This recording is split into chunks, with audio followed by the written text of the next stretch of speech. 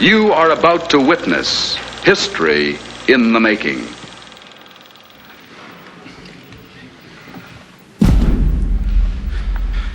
Señores claustrales, sentaos y cubríos. Ábrese la sesión. El señor secretario general leerá el acta de nombramiento de doctor honoris causa por la Universidad Complutense del excelentísimo señor don Raffaele Mechoulam. Decreto rectoral 4/2006 de 27 de enero disponiendo la concesión del título de doctor honoris causa de la Universidad Complutense al excelentísimo señor don Raffaele Mechoulam.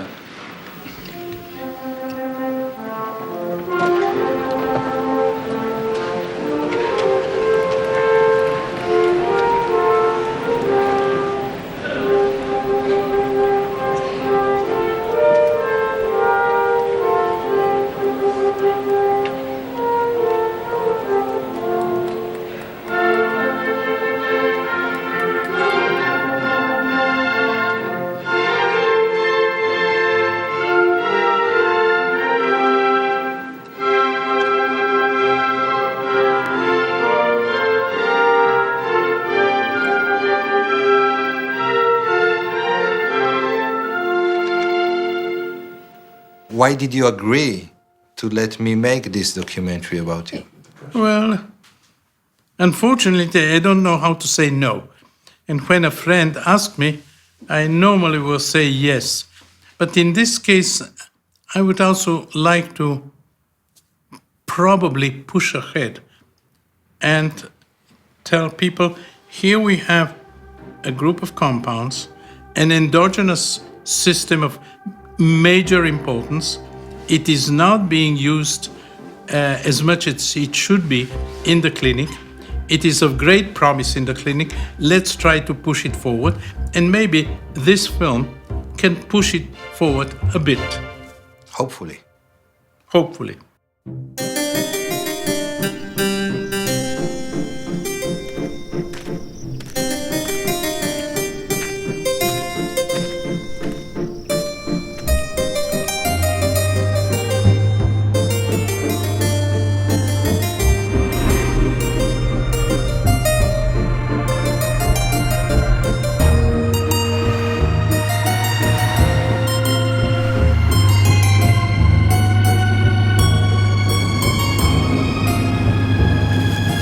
So this is your daily way to work for the last, how many years? 40 years, 45 years. I moved from Rehovot to Jerusalem in 1966, a year before the war. And I've been here ever since.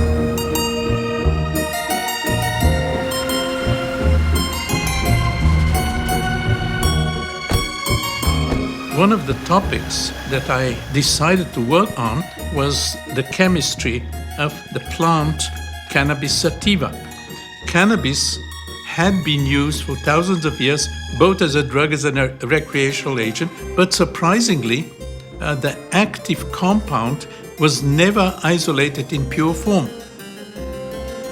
I decided, together with my colleague Yechiel Gaoni, to go and do research and find out what are the compounds present in cannabis, and particularly what is the active compound, or active compounds present there. Well, a scientist should try to find topics of importance. And I thought that this is a topic of importance. I knew that the police have a lot of cannabis, hashish, that's being smuggled from the Lebanon, and after all the legal things were completed, they usually burn it. I was at the Weizmann Institute at that time, a very young person. I went to the director of the Weizmann Institute, the administrative director, and asked him, do you know anybody in the police who can supply hashish to us for research? So he called one of his friends, can you supply cannabis to one of our researchers? And I hear from the other side somebody shouting, is he, meaning me, is he reliable? And the administrative director, who actually almost didn't know me, said, yes, of course he's reliable. Let him come over and pick some hashish. I went over, I didn't have a car, took a bus, got 5 kilos of hashish, went on the bus, and people in the bus after 15, 20 minutes just started asking, what the hell is this smell, very unusual smell?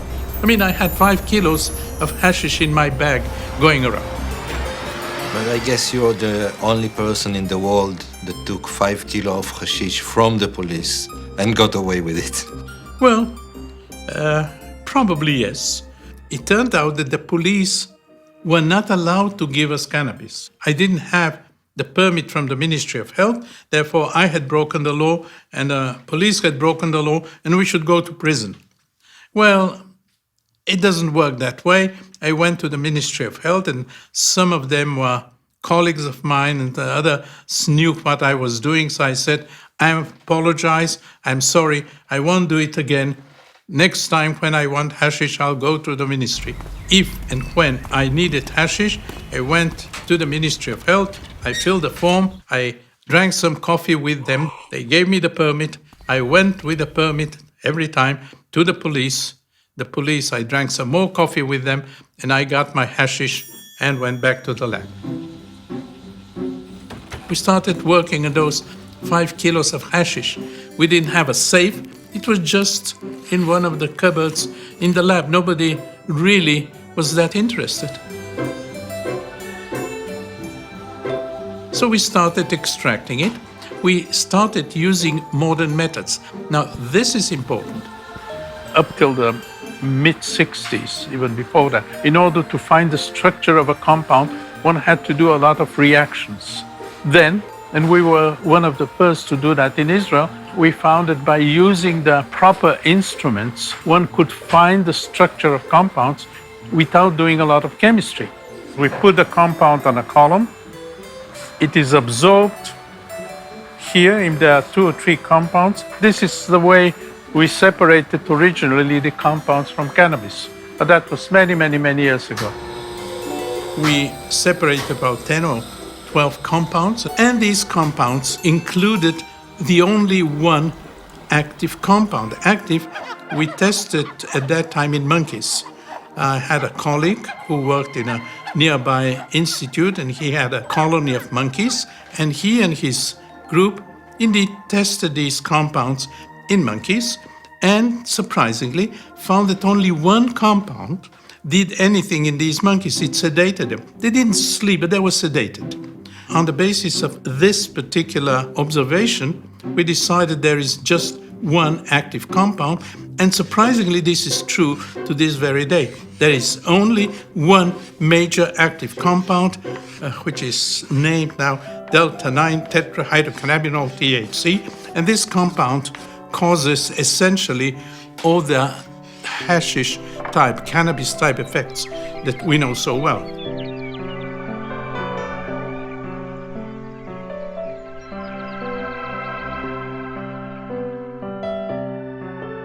And we wanted to see whether this compound, which acts on monkeys, acts also on humans. So we did a small experiment. There's a wonderful story. It was many years ago about the cake, the special cake that Dahlia made. Well, that was the real testing of THC. We had a few of our friends take 10 milligrams of pure THC on a piece of cake that my wife prepared, and 5 took only the cake without the THC, and we compared the effects. None of us had ever used cannabis before. As a matter of fact, very few people had used cannabis at that time in Israel. All those that took the THC were affected, but surprisingly, they were affected differently. Some said, well, we just feel kind of strange in a different world. We want to sit back and enjoy it. Another one said, nothing happens, but he didn't stop talking all the time. A third one said, well, nothing happens, but every 15, 20 seconds, he will burst out laughing. These effects are well known today. People are differently affected. In one case, however, one of the participants got into an anxiety state. She felt, I believe, that her psychological guards, if you wish, were breaking down, and all of a sudden she was open to everybody. So she really got into an anxiety state. In some cases, we definitely see anxiety attacks. Most do not. Most just feel kind of a little bit disoriented, maybe a little bit sedated, maybe a little bit open to discussion and socially open to whatever is being discussed. You remember what kind of cake it was? Well, it was a very tasty cake. But if you want any details, I can ask my wife the exact details. Well, I'm married to Dalia. We've married for a few years, about 60 years now, almost. Can we go back to the time that you met? We were friends in the army, and then a couple of years later we got married. As a matter of fact, we got married while I was still in the army. We lived in Tel Aviv, and I worked in Rehovot, and then 1966 we moved to Jerusalem, and we've been here ever since. בוקר טוב. בוקר טוב. שלחתי. תודה. In this particular apartment ever since. שלום, בוקר בוקר טוב. טוב. מה שלומך? סביר, סביר. אמנם מה אפשר לצפות מיום שמתחיל בזה שצריך לקום?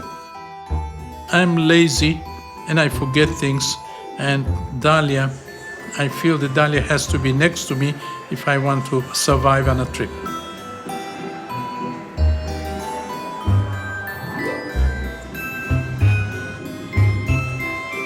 But you love going to these meetings. Well, meetings are useful in many ways. People learn what other people are doing and going to do. What they have done is published, so I don't have to go to meetings to learn what other people have done in the past. Manuel, Nice to see you. It was Most it's a meetings pleasure. are just getting people from different aspects of a topic. They talk to each other and maybe something new comes out.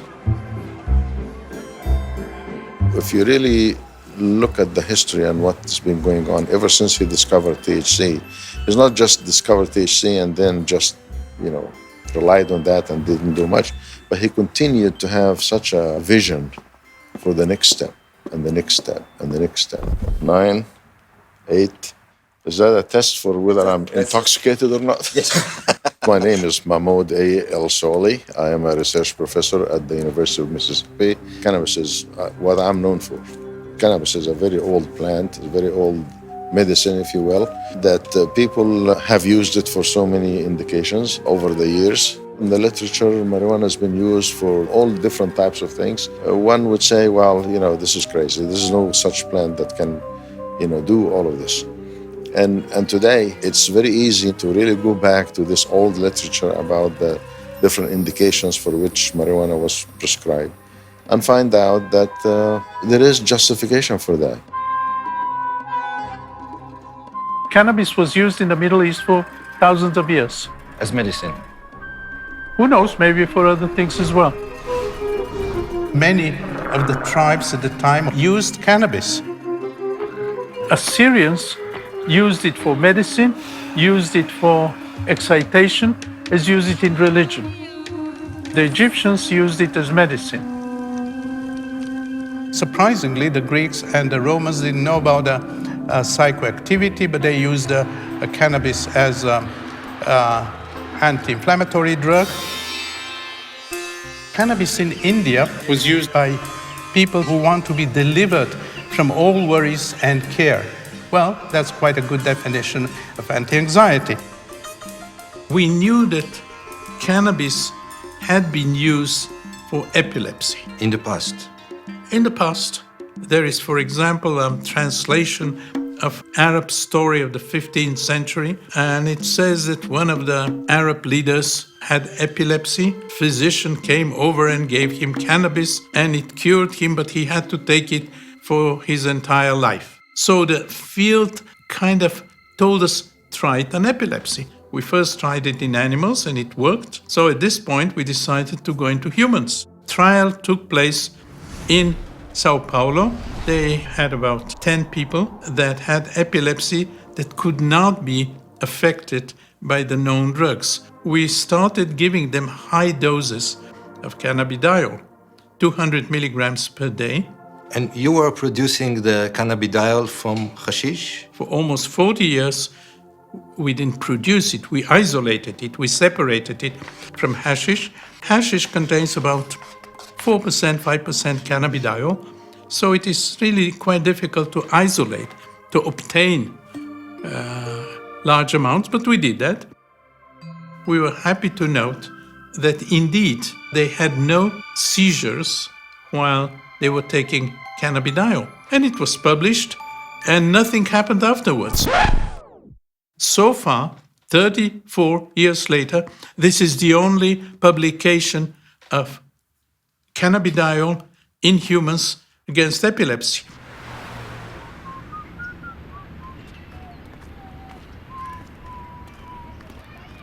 When one starts research, one never knows how it ends. You know how you start. I was born in Bulgaria, and I was a child during the war. I was very well aware of what's going on. My father, before the war, he was a physician, and he was head of the Jewish hospital in Sofia, in addition to his private practice. When the anti-Jewish laws were put into effect, and there were very severe anti-Jewish laws, he decided that maybe, just maybe, going to one of the small villages which badly needed doctors, he and his family will be in a safer place than staying in Sofia, where the laws were obvious all the time. He was appointed as a village doctor in 1942, I believe it was, and for about 2 or 3 years we spent moving from village to village, and he was the village doctor in many of these places.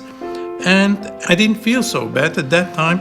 In the village, the doctor was considered an important person, and so we were treated very well, and there was no anti-Semitism, and we had no major problems. But at some point, somebody decided that my father should be taken to a concentration camp, and he was taken to a concentration camp, and the concentration camp burned. And my father was the only doctor on the spot, not that he could do much, because he had no drugs, nothing to help them, but he helped them to a certain extent. Then he was shortly thereafter released.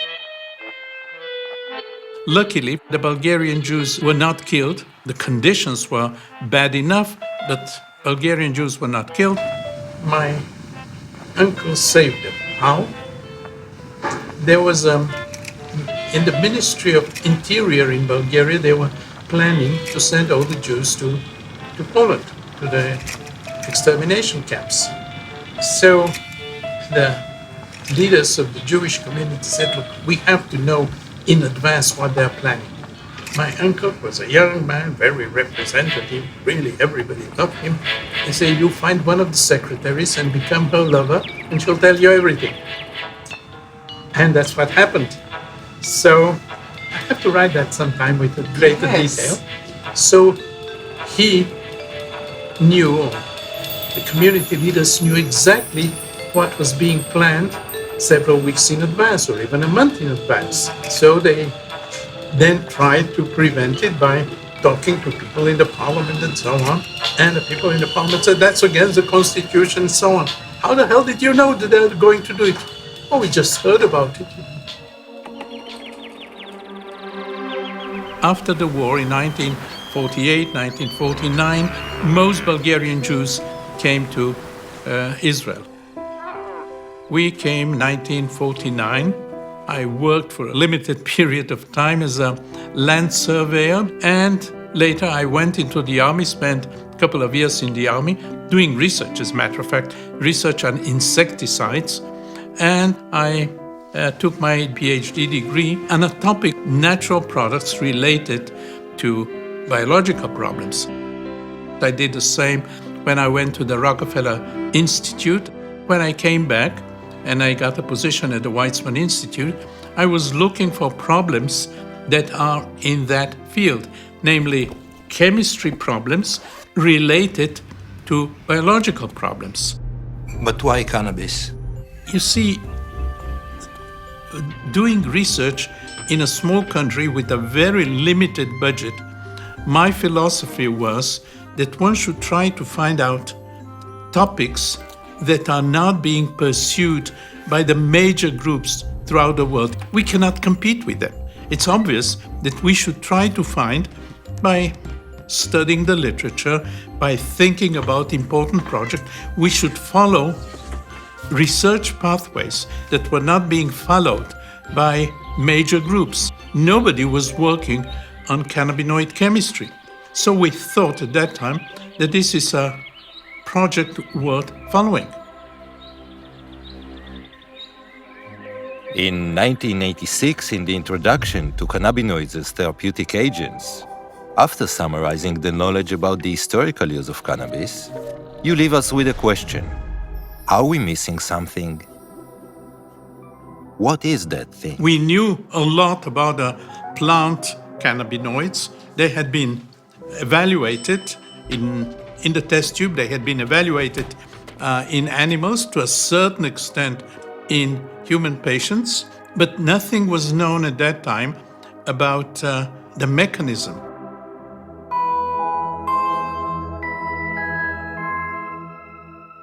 A group in the US, Professor Aline Howlett, she was a young researcher at that time in St. Louis. I really didn't know very much at all about marijuana or cannabinoids. That wasn't my area of expertise. In the United States, we need DEA approval to get cannabinoid drugs for research. So I got through the approval. I got some delta-9 THC and did these studies and found some very interesting things.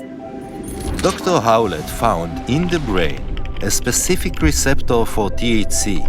It was named the CB1 receptor, cannabinoid receptor number 1. Now that was a major discovery in the mid-80s. So here we had, for the first time, an indication that THC acts on a receptor. So that was the first momentous discovery. And then once it was discovered that there are receptors, then the next obvious question is, why are there receptors in the human brain for a smoke substance? How did God know that his creations will smoke marijuana? Receptors are made for compounds that we produce, not because there is a plant out there. And the answer obviously was that it's not for marijuana. There are some compounds in the body itself which mimic marijuana. So we went ahead looking for endogenous compounds.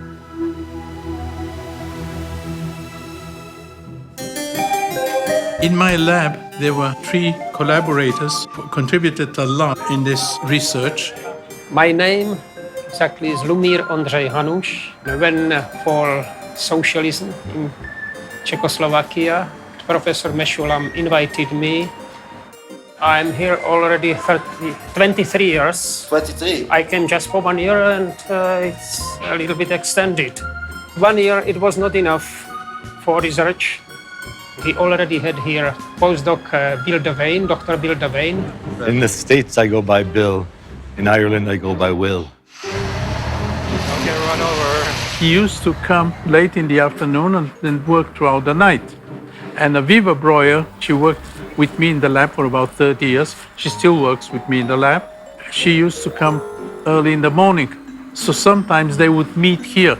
If it was 5 o'clock in the morning, she would come in and he was just about to leave. In 3.5 years, we never had a lab meeting. Looking for the endogenous cannabinoid, a lot of brains were involved, not only brains of the researchers. Well, we initially worked on brains of pigs. It is generally accepted that the organs of pigs and the organs of humans are somewhat closely related. And probably pigs and humans are also somehow closely related. Well, I'm not sure that the pigs will be very happy to be related to humans, but that's something else. So we wanted to work on pig brains. And the pig brains are not so easy to get in Jerusalem. It's not kosher. I took my car, Bill and I went to Tel Aviv, bought a few kilos of pig brain. The butcher thought that we are having a party. We were going to do something with it, cook the brain. Each time when we came to buy it again, so price was higher. At the end, it was very expensive. I got the brain and just made some fractions and put it over a sand column and separated a few fractions and tested them for how they bound to the receptor. And I thought, oh, it won't take long, you know. I came just for 1 year, but after 1 year, with Bill, still we didn't have pure compound. So we asked Professor Mechoulam to extend. Shalom. A few other labs were already looking for compounds. He thought we might be scooped by some other lab. But we told him, just try it with us. We are very close.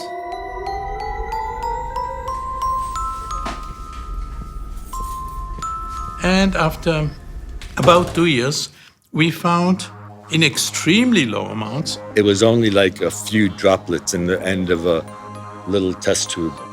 A compound in the brain which acts on these receptors.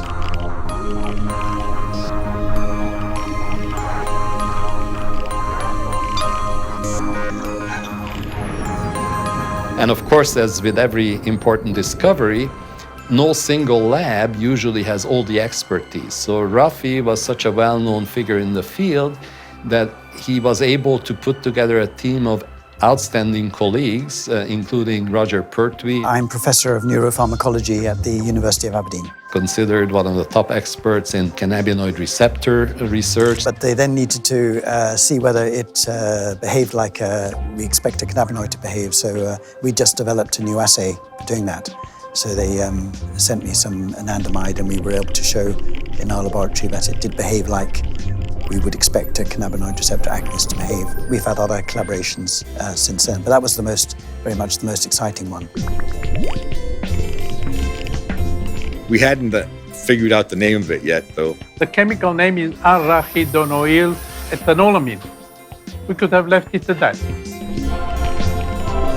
We thought that maybe it has to do with mood, emotions, things of that sort, and therefore we thought, well, if it causes some kind of changes in emotion, maybe it causes happiness. If you smoke marijuana, it gives you a certain bliss. So the natural compound also is responsible for that same type of a bliss, an internal bliss that you have, you know. We looked for a good name, and although some people do not agree with me, but in Hebrew there are not too many names for happiness. For sorrow you can find a lot of names, but for happiness, not for extreme happiness. We've looked into Assyrian things, but the Assyrian things are more complicated. They call cannabis with apparently a lot of THC, they call it ganzigunu. Well, call the compound ganzigunu was too complicated. So we decided we'll go to something else. I remember actually discussing the naming of this. I think it was Bill Devane who came up with the name. Is that right? Right. Rafi, Meshulam, and Roger Pertwee and myself were all sitting outside in the sun, overlooking a nice little river. And 2 years before, I said to Rafi, if I isolate this chemical, I get to name it, don't I? Bill was interested in these Sanskrit stories, and he found that Ananda is bliss, delight. People who know me know that I study Eastern philosophy, and I know lots of Sanskrit words, you know. Ananda means in Sanskrit supreme joy. Professor Mechoulam said, you know, it can be a good, it will be a part just on chemical nature of this compound, and because it's ethanol amide. So we did Ananda and amide, so it's anandamide. Even in the print form of a dictionary, the Collins Unabridged English Dictionary, and I bought one for my sister and gave it to her, and it's in the dictionary. Anandamide. Anandamide. Yeah. They made this discovery and published in this landmark paper, and its importance is illustrated very well by the fact that it's one of the very few papers in the biomedical literature that has been cited over 2,000 times since its publication. They even don't cite it anymore because it's considered such a well-known thing, an obvious thing, that they don't even cite our work anymore. They mention anandamide does A and B and C. It turned out that there is a whole system in the body which is involved around anandamide, and this in many respects parallels important systems that the body relies upon them. And this system is called now the endocannabinoid system, and a huge number of researchers are involved in investigating this system from many aspects. I'm a full professor of biochemistry. The basis of my work was to understand how the nervous system works. I usually go by Dr. Mary Abu. The CB2 receptor is we're trying to discover how the world works, or in our case, how cannabinoids work and how the brain works. Are there additional receptors? We know CB1, CB2 are receptors. Again, you see a difference between the oral administration versus the smoked form, which is a very similar. In this model, we previously found that activation of CB2 was effective. A compound which we haven't managed to isolate yet, but we strongly believe exists. The endocannabinoid system is complex, is very challenging. If the animal, during the timeout period, is still pressing the lever, is because he has lost the control. It's just perhaps not easy to describe, actually, how... You know the beginning? It says, nel mezzo del cammin di nostra vita mi ritrovai per una selva oscura, che la dritta via era smarrita. How all of a sudden the poet found himself in a strange place, a black forest. Selva oscura is a black forest, and he was lost. But thanks to another poet, that is Virgilio, a famous Roman poet, he found a guide through the hell to the paradise then.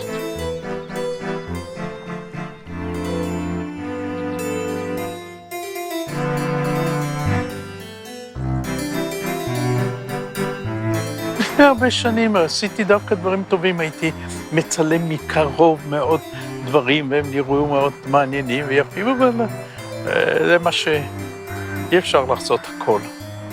אז זה מה שנשאר. Well, many years ago I had the time to play around with photography, but that was many years ago. Unfortunately, I don't have time for hobbies. אנחנו צריכים להתחיל לזוז. As scientists, indeed as intellectuals, we should try always to be skeptical.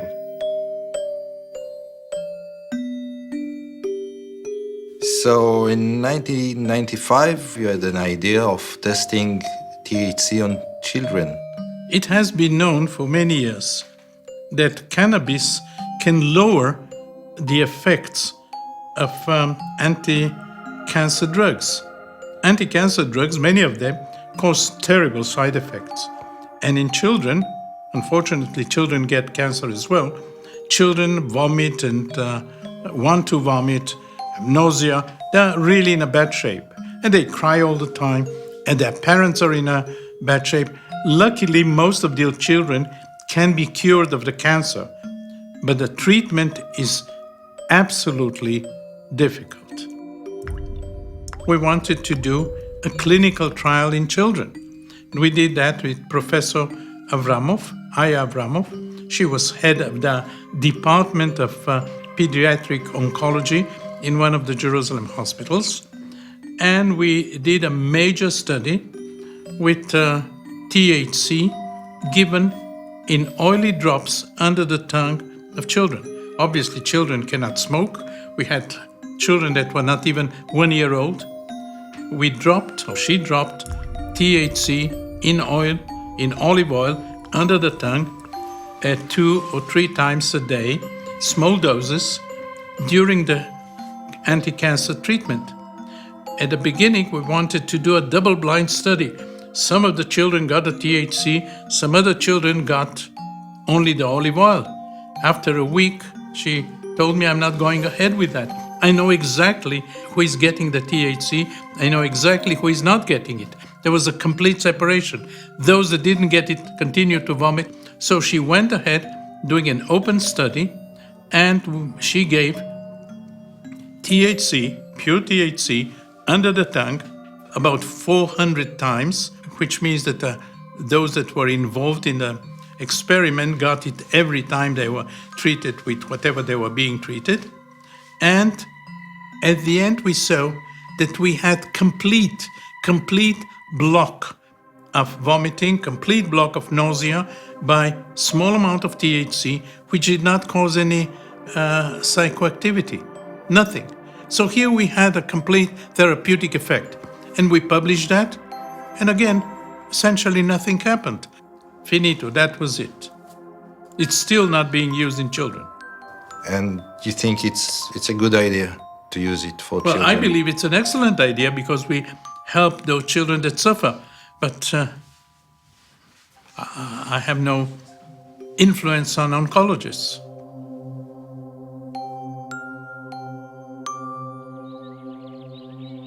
If there is a cancer patient who's got pain and that pain is not being controlled well by other kinds of drugs, they're on cancer chemotherapy, they're vomiting, I think it's unethical to withhold a drug from them that can be very useful to help them in their pain management and in their ability to cope with their disease.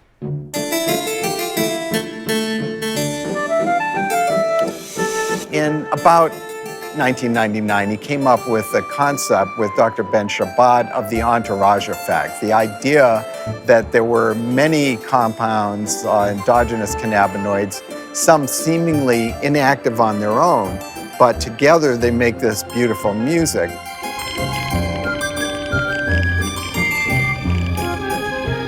They create an entourage effect that greatly increases activity.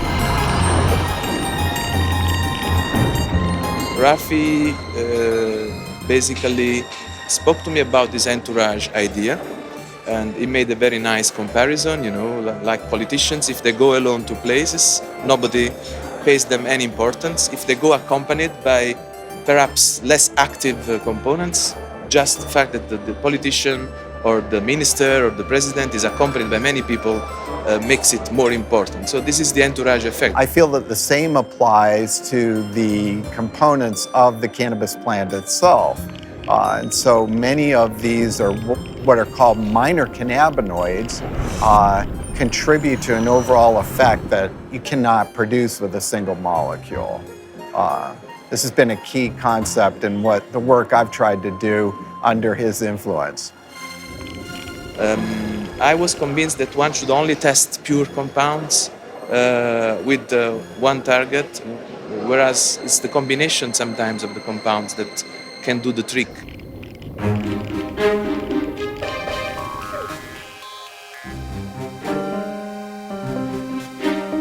A very serious group of researchers has recently published a paper saying that the endocannabinoid system is involved in essentially all human diseases.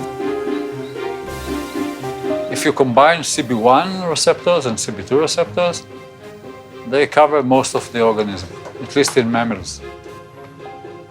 We are mammals. We are mammals. Okay. But when you talk of mammals, you talk of horses and dogs and mice and rats and rabbits and lions and... We all share the endocannabinoid system. I believe so.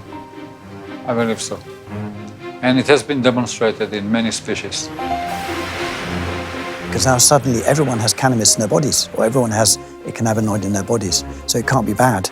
These molecules that we all have are so critical from the birth to the death of each of us in health and disease. He suggested that endocannabinoids in the milk of mothers actually may contribute to the hedonic effects of the milk. And it turned out to be almost true, actually. So he has a great vision.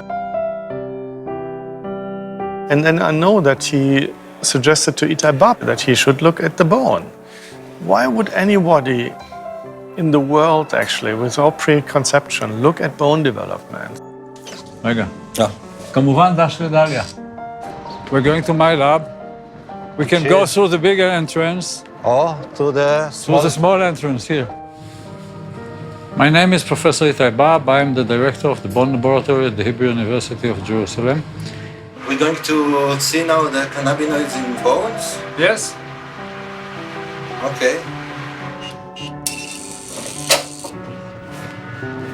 So you do have a laboratory here. You've been here. We have discovered the skeletal endocannabinoid system. These are osteoclast cultures. Osteoclasts are cells that break down bone. Okay. So she's analyzing the effect of cannabinoids on the number of osteoclasts. This is the growth engine, which is similar in mice and humans. Mm-hmm. You see here the brown cells, these are CB1 receptors, these are C receptors in the engine. We've got a lot of research now going on because now we know there are CB1 and CB2 receptors in those kinds of cells that either help degrade the bone or help rebuild the bone. In this day and age, people are living, women beyond menopause, men well into old age, and we're going to have to think about how to preserve those bones so they can last another 40 years after menopause. When a woman becomes pregnant, basically the body should get rid of the embryo because the embryo, to a certain extent, 50%, comes from a different organism from the father. The body doesn't do that. We don't know why the body doesn't do that.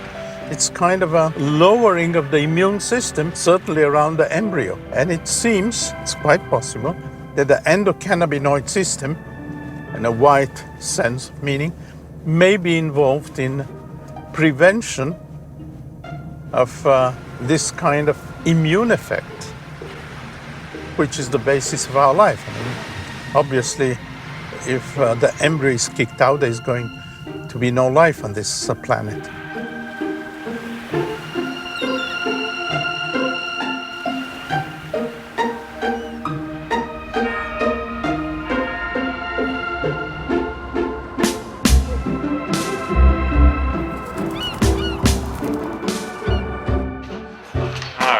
Checking in then, sir. Yes. I need you to fill in all this here, okay? According to your whimsy. Thank you. You're most welcome. And where are you from, sir? Israel. Israel, oh. Well, that's very cool. That's cool. You know why? Why? Because the first guy to discover tetrahydrocannabinol is actually an Israeli man. Thank you very much. You're welcome.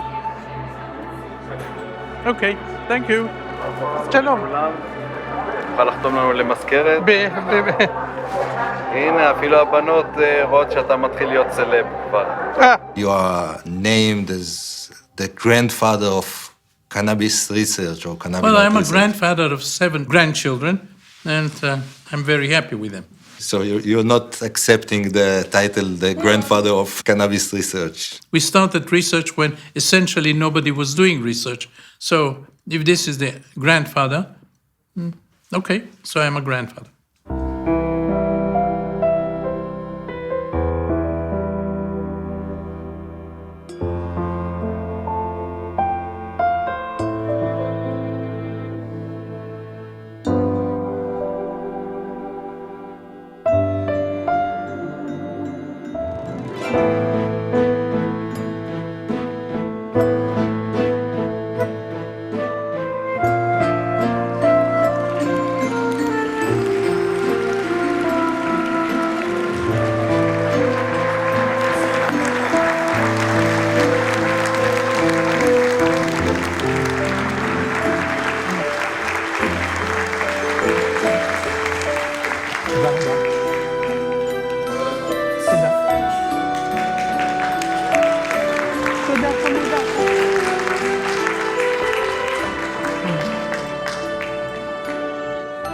por el claustro de la Universidad Complutense, a propuesta de la Facultad de Medicina y en testimonio del reconocimiento de vuestros relevantes méritos científicos, habéis sido nombrado doctor honoris causa. En virtud de la autoridad que me está conferida, os entrego dicho título. Works on the ego. Obviously, people are happy to get an award, that people recognize their work. Definitely, I mean, it would be silly to say that I don't care. Yes, definitely I care, like anybody else. Os impongo como símbolo el birrete laureado, antiquísimo y venerado distintivo del magisterio, llevadlo sobre vuestra cabeza como la corona de vuestros estudios y merecimientos. I've received quite a few awards in different places in the world. Recibid el libro de la ciencia que os cumple enseñar, difundir y adelantar, y que sea para vos significación y aviso de que por grande que sea vuestro ingenio fuere, debéis rendir acatamiento y veneración a la doctrina de vuestros maestros y predecesores. In Israel, I got the Israel Prize, the Rothschild Prize, other prizes. Got important prizes in Germany, in the US. Had awards in the Czech state. Recibid el anillo que la antigüedad entregaba en esta venerada ceremonia, como emblema del privilegio de firmar y de sellar los dictámenes, consultas y censuras de vuestra ciencia y profesión, así como los guantes blancos, símbolo de la pureza que deben conservar vuestras manos, uno y otros signos también de la distinción de vuestra categoría. I've had honorary doctorates, one in Spain, one in the US, one in Israel. Porque os habéis incorporado a esta universidad, recibid ahora, en nombre de su claustro, el abrazo de fraternidad de los que se honran y congratulan de ser vuestros hermanos y compañeros.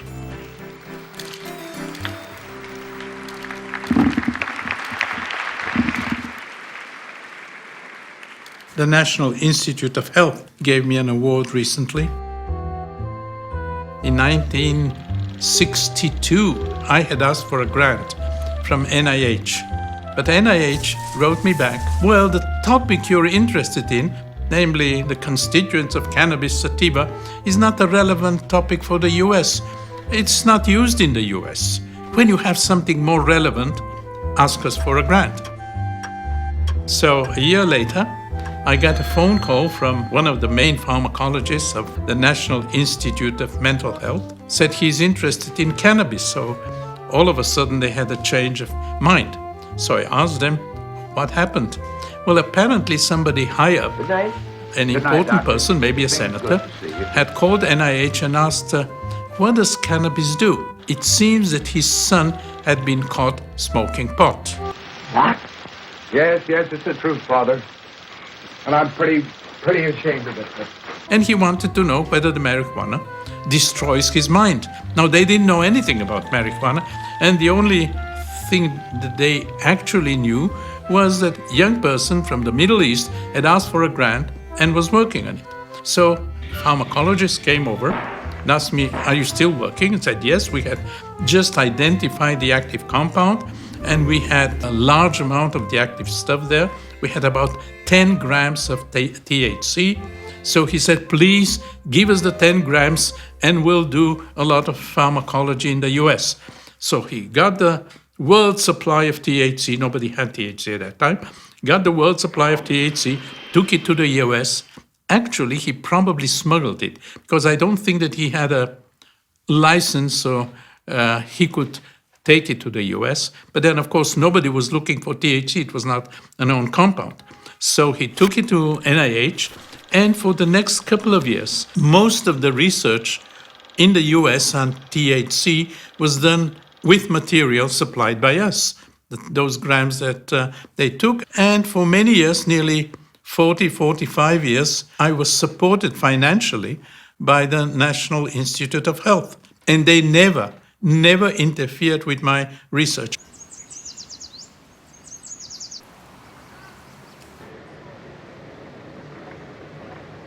The cannabinoid field was starting to really come online, and there was this big connection with endogenous cannabinoids and exogenous cannabinoids and pain. My PhD was in female reproductive pain. It's just really fun to be at this point of going, wow, we're actually, understanding some of the mechanism of why women basically have taken cannabis for thousands of years for reproductive pain. I would consider myself still as a mouse geneticist and neurobiologist. So our approach is to make mutant animals. So almost every talk that you hear contains some data that were generated with the mice that we made. You get seniority if death you can't avoid. The lab was up to me. I chose cannabinoids. Heard it's a fun house where a little lab mouse can partake. For several years, I was researching motor neuron disease, amyotrophic lateral sclerosis, and was able to show that THC was actually protective in a mouse model of ALS. The mice that were given THC lived a little longer and did a little better than the ones that did not get treated with THC. So that was really exciting work. Pass that new compound over to me, doc. Then I'll swim around. You can punch the clock. Work on mice has been done in so many areas that I normally joke, saying that if I were a mouse, I can be treated for just about every disease around. Well, it is partly true. I ain't cynical, life's a clinical trial for mouse or man. Anandamide and 2-AG, although they were discovered almost 20 years ago, 15, 20 years ago, they have never been administered to a human. So we speak about mice. Well, mice are nice animals, but they are definitely not humans. Let me nibble your cannabijibaro. Just let me nibble your cannabijibaro. Obviously, mice can be treated with cannabinoids for cancer. Mice can be treated for all kinds of other diseases, which in humans, the answer is no, it has not been tested. Can cannabis cure cancer? Well, first of all, we know that THC lowers the effects of cancer treatment. But what you're asking is it an anti-cancer drug? And the answer is, I don't know. And the reason for that is silly. It has been tested in the test tube. THC has been tested, cannabidiol, crude cannabis has been tested in the test tube. And yes, in many cases, it blocks the development of cancer cells, yes. Professor Guzman is a major researcher in Spain. He has worked on the mechanisms through which cannabinoids act on cancer. In our hands, classical cannabinoids are the ones that work best, by large, in inducing cell death in cancer cells. THC comes from cannabis or comes from synthetic? THC coming from cannabis. Yeah. Oh, okay. So it's THC, the real THC. Now we know that cannabinoids can exert anti-tumor actions in animals, not only in brain tumors, but in many different types of tumors. We know that cannabinoids act not only by inducing cell death through that specific mechanism called apoptosis, but we know that cannabinoids can tackle other processes of cancer cell growth, such as angiogenesis, metastasis, cell cycle, etc. He even did a small clinical trial. We did a trial with 9 volunteers that had a very malignant form of brain cancer, glioblastoma multiforme, and we observed some positive effects of cannabinoids in survival of the patients and also on tumor growth, based both on imaging techniques, magnetic resonance imaging, and also based on the measurement of some biomarkers of tumor progression. Though we have done quite a lot in the field of cannabinoids and endocannabinoids, we have not done enough in clinical trials. This is something that has to be done. If this is not done, we will certainly miss a lot and we will not be helping human patients. It should be done. I have one dream that comes on and off in very different ways. I'm in a city that I don't know, and I don't know how to go back to the hotel I'm staying, and I don't remember the name of the hotel, and I get into an anxiety and I wake up. And this has happened many, many times. So I think it has to do with whatever happened in the Second World War when my parents told me, remember these names and these addresses, because if we disappear, you should go there. Which is, well, not very pleasant, which is quite a shock, probably to a child. And of course, we were very afraid that we'll be separated, my parents and I. I was afraid. I now remember more than I did over the many, many years that have passed since then. All the people, they start remembering things that happened in their childhood.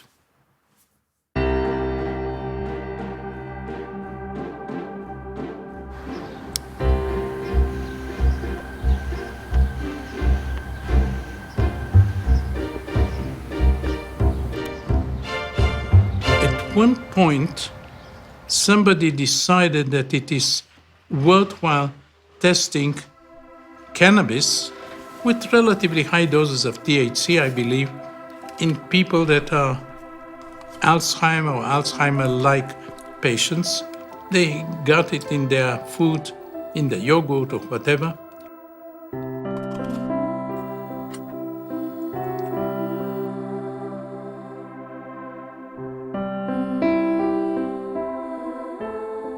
Some of them, I believe, not all of them, but some of them were in a better shape. Some of them started speaking, their eyes became brighter. In one case, an ex-writer started writing again. In another case, a woman said, I feel fine, and went home. So it seems to be helping the symptoms of Alzheimer or senility.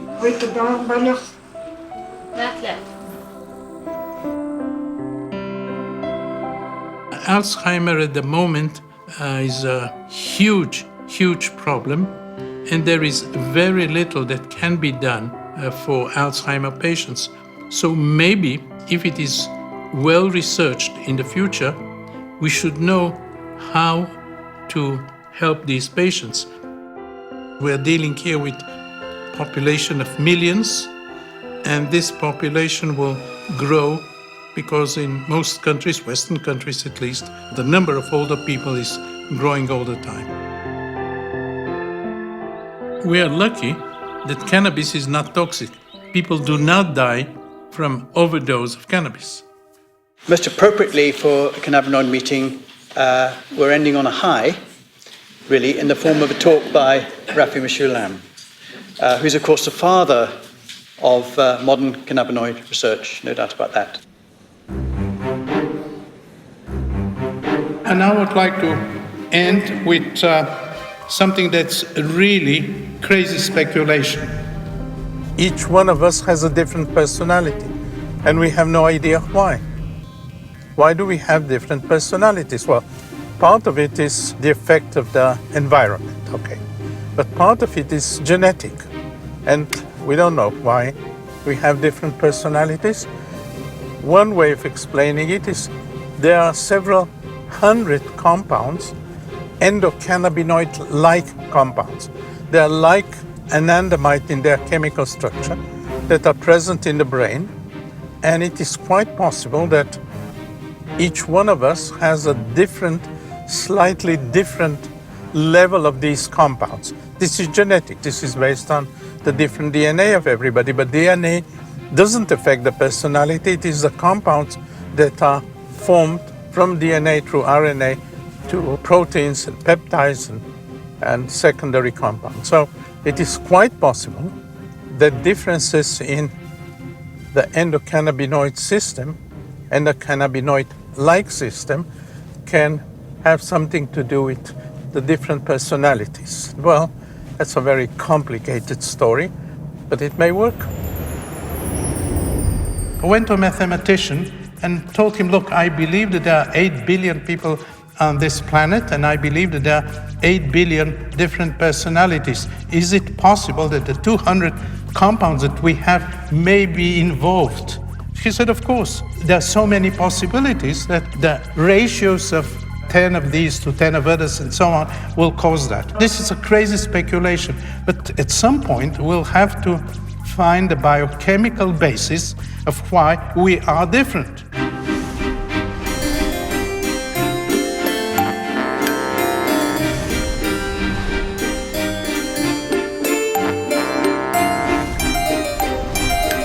Many years ago, when I had an administrative position in my university, I was rector, I was told never give an after-dinner speech before the dinner. And I sincerely apologize for doing so now. He used to get the hash from the police, and we used to chop it up in the lab. It's 555 nanometers, and it's the healthiest for your eyes. This is from cannabis. If you are in the nature green, it's the healthier. Yes. It's 555 nanometers. Popular media is very powerful and very convincing. We should try to go to the basis of these media presentations and be convinced that the facts support the conclusions. This is true for every sphere of life and certainly for every scientific area. And I want to thank many of my collaborators. We've drank coffee many, many times. I believe that the next paper will be